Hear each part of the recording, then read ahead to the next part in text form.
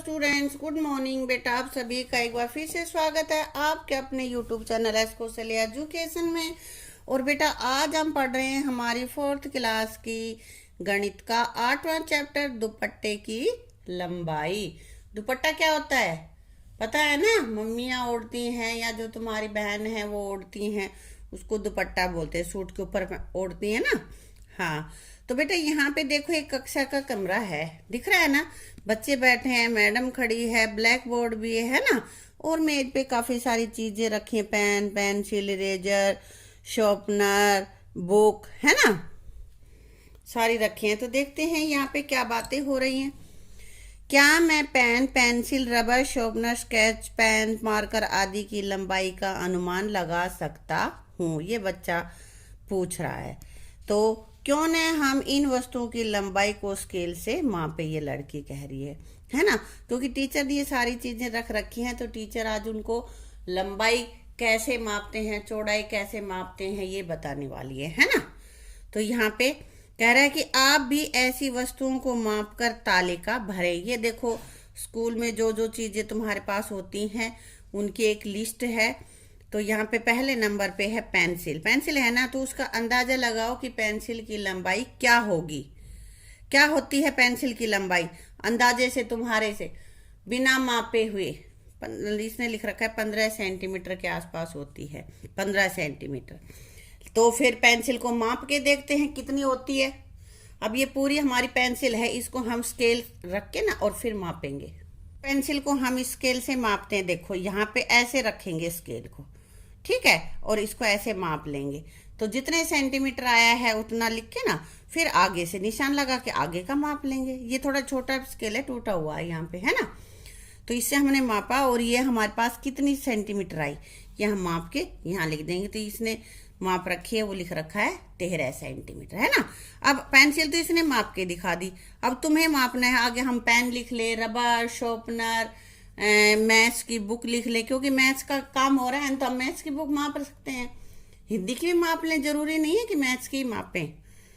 तो पेन को मापते हैं। पेन का अंदाजा कितना होगा, कितने सेंटीमीटर उसकी लंबाई हो सकती है? 15 सेंटीमीटर। पेंसिल जितना ही होता है लगभग, या थोड़ा कम भी हो सकता है ना?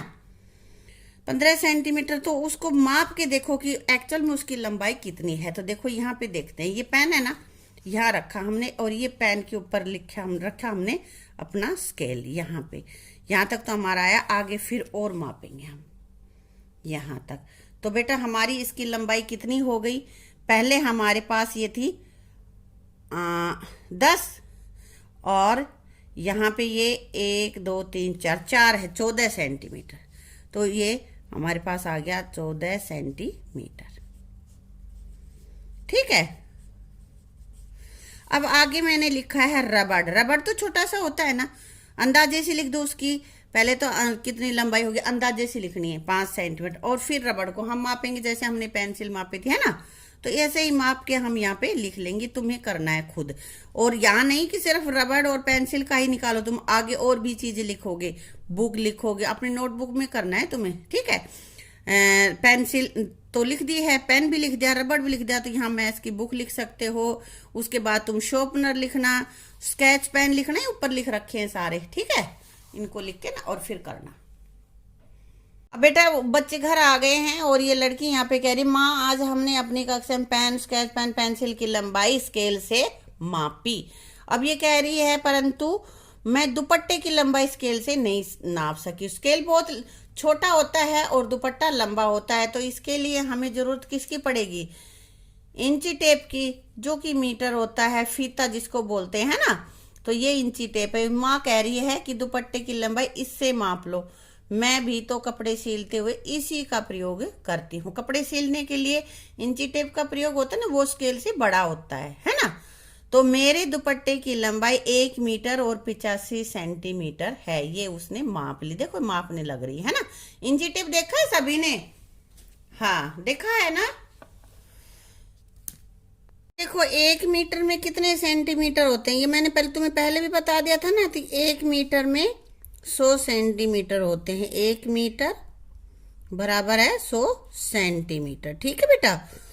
अब कह रहा है कि तुम्हारे दुपट्टे की कुल लंबाई 100 सेंटीमीटर, क्योंकि 1 मीटर में 100 सेंटीमीटर है, और 85 सेंटीमीटर अलग से है। तो यहाँ लिख दिया 100 सेंटीमीटर जमा 85, 100 में 85 जोड़ दिया बेटा, तो ये आ गया 185। तो सेंटीमीटर्स में जब दुपट्टे की लंबाई मापेंगे तो ये आ गया 185 सेंटीमीटर, और मीटर सेंटीमीटर में बोलेंगे तो कहेंगे 1 मीटर 85 सेंटीमीटर। ठीक है, अब आगे इसी तरह से ये दे रखे हैं, हमें सेंटीमीटर में इनको बदलना है। यहाँ पे दे रखा है 1 मीटर 10 सेंटीमीटर, तो पहले 1 मीटर के सेंटीमीटर बनाएंगे। 1 मीटर में कितने सेंटीमीटर है अभी बताया ना, 100, और 10 और हैं तो 10 ये, तो 100 में 10 जोड़ दिए 110 सेंटीमीटर। इसी तरह हमारे पास है ये 4 मीटर 30 सेंटीमीटर। बेटा 1 मीटर में कितने सेंटीमीटर हैं, 100, तो 100 गुना में 4, क्योंकि 4 मीटर है यहाँ पे, तो ये हो गया हमारा 400 सेंटीमीटर। और ये 30 जो सेंटीमीटर थे वो यहाँ लिख दिए हैं 30, तो 400 में 30 जोड़ देंगे, कितना हो जाएगा 430। ठीक है, आगे है 160 सेंटीमीटर। अब एक ये इकट्ठे सिर्फ सेंटीमीटर दे रखे हैं और तुमने इनको मीटर में बदलना है बेटा। तो क्या करेंगे, 100 सेंटीमीटर अलग से करेंगे और 60 अलग से, क्योंकि 160 के हम टुकड़े बना सकते हैं ना, 100 जमा में 60, तो 100 सेंटीमीटर तो 1 मीटर हो गया, और 60 सेंटीमीटर 60 ही है, तो यहाँ हम लिख देंगे 100 की जगह पे 1 मीटर और 60 का 60 सेंटीमीटर, तो हो गया हमारा 1 मीटर और 60 सेंटीमीटर। पहले तो बेटा मीटर सेंटीमीटर में दिया हुआ था, उसको हमें सेंटीमीटर में बदलना था, और अब क्या है, सेंटीमीटर में दे रखा है और उसको मीटर में बदलना है। अब यहाँ पे सिर्फ है 980 सेंटीमीटर, तो यहाँ पे बेटा पूरा मीटर में कितना होता है, 1 मीटर में कितना होता है 100 सेंटीमीटर, तो यहाँ पे हम इसके टुकड़े करेंगे 100 में 900 और 80 अलग से।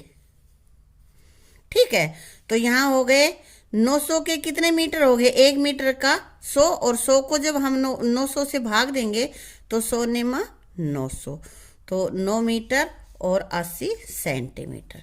ये बेटा ऐसे ध्यान में ना रहे तो तुम यहाँ भी ऐसे भी लिख सकते हो, जैसे ये हमारे पास है 980। ठीक है, इकाई, दहाई और सैकड़ा है ना, तो कितने सेंटीमीटर को मिलाएंगे तब 1 मीटर बनता है, 100, तो 100 यानी कि सैकड़ा के नीचे जो है वो तो पूरा पूरा मीटर है, और दहाई और इकाई के बीच में है वो सेंटीमीटर है।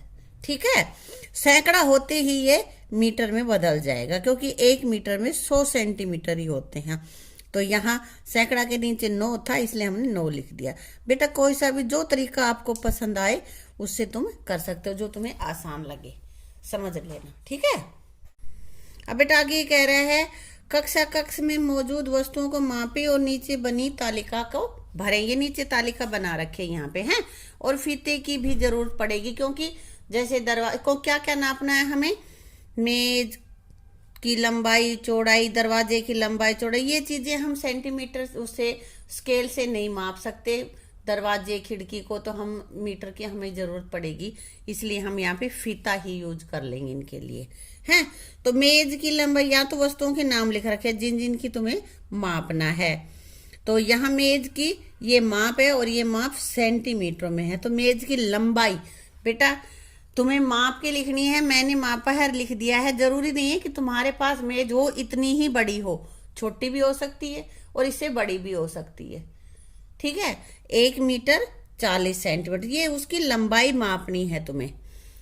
और इनको जब 1 मीटर को सेंटीमीटर में बनाएंगे तो कितना आएगा 100, और 40 सेंटीमीटर पहले से ही है, तो यह हो गया 100 जमा 40 यानी कि 140। किसी को सीधा ना भी जोड़ना आए तो वो यहाँ पे ऐसे करके जोड़ सकता है। ठीक है, 0, 4 और 1 है मेज की चौड़ाई। अब मेज जो जिस साइड बड़ी होती है उसको तो लंबाई कहते हैं, और जिस साइड थोड़ी सी छोटी होती है ना भीड़ी, उसको हम बोलते हैं चौड़ाई।